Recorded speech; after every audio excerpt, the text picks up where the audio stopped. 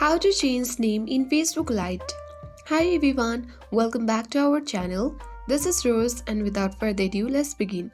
To change name in Facebook Lite, first make sure to log into your account. Tap Facebook Lite to launch it. Use all your credentials and then log in.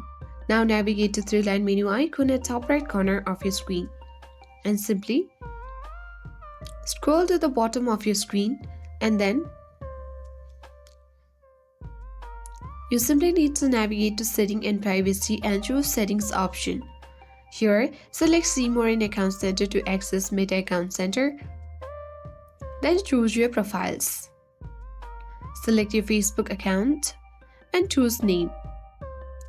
Now here you can see the previous name. You can delete this previous name by tapping on it and then deleting it with your keyboard.